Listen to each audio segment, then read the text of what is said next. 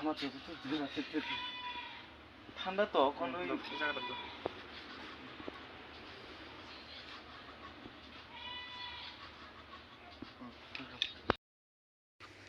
আচ্ছা দাদা, আপনারা কোথায় থেকে আইছেন, কি কারণে আইছেন? Tripura state AIDS control society branch hepatitis foundation of Tripura. আমরা অ্যাকচুয়ালি যারা ড্রাগস নেয়, এখন বর্তমান অবস্থায় ত্রিপুরাতে ড্রাগসের পরিমাণ খুব বেশি পরিমাণ বাড়তেছে।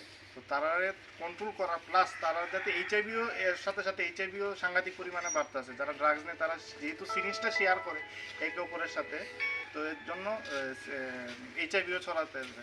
তো এইচআইভিটাকে কমানোর জন্য আমরা তাদের ঘরে ঘরে গিয়ে কাউন্সিলিং, তাদেরকে টেস্টিং প্লাস ডাক্তার দেখানোর ব্যবস্থা, সব ব্যবস্থা তাদেরকে করানো হয়। এটা গভর্নমেন্ট থেকে পুরো ফ্রিতে সার্ভিস দেওয়া হচ্ছে।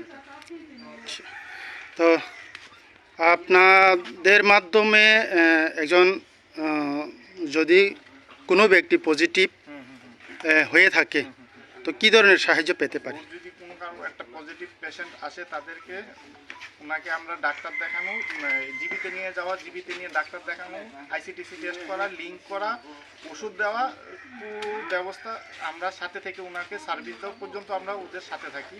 প্লাস ওরা 3 মাস পর পর ওষুধটা নিচ্ছে কি না ওটারও খোঁজখবর নেওয়ার জন্য আমরা ওর বাড়িতে আসি। আচ্ছা, তো আরেকটা বিষয় আপনাদের কাছ থেকে জানতে চাই, বর্তমানে এইচআইভি আমাদের ত্রিপুরা রাজ্যের পরিস্থিতি কী রকম? পরিস্থিতি খুব খারাপ এইচআইভি। এখন আপনারা ঘরে ঘরে প্রায় ম্যাক্সিমাম ঘরে ঘরে এখন এইচআইভি পাওয়া যাচ্ছে, কেননা তারা ড্রাগস নিচ্ছে, মেন উদ্দেশ্য ড্রাগস নিচ্ছে। আগে শোনা যেত ত্রিপুরাতে এইচআইভি ছিলই না বলতে, খালি এইচআইভি কখনো তো যারা সেক্স মাধ্যমে যারা যৌন মিলন করতো তাদের মধ্যে খালি সেক্সের সম্ভাবনা ছিল। এখন যৌন মিলন থেকে যারা ড্রাগস নিচ্ছে বেশি তাদের তাছাড়াও পুরো ভারতবর্ষের মধ্যে সেকেন্ড টাইম আছে ত্রিপুরা, দ্বিতীয় আর প্রথমে আছে মহারাষ্ট্র, 2 নম্বর আছে আমরা ত্রিপুরা। এত পরিমাণ বেড়েছে যে এখন 2 নম্বরে আছে ত্রিপুরা স্টেট আর প্রথমে আছে মহারাষ্ট্র। আমরা এটা কমাতে হবে, সবাইকে এটা নিয়ে সচেতন হতে হবে। তোমরা সবাই ড্রাগসটা ইউজ না করে তার জন্য সবাই সচেতন হতে হবে।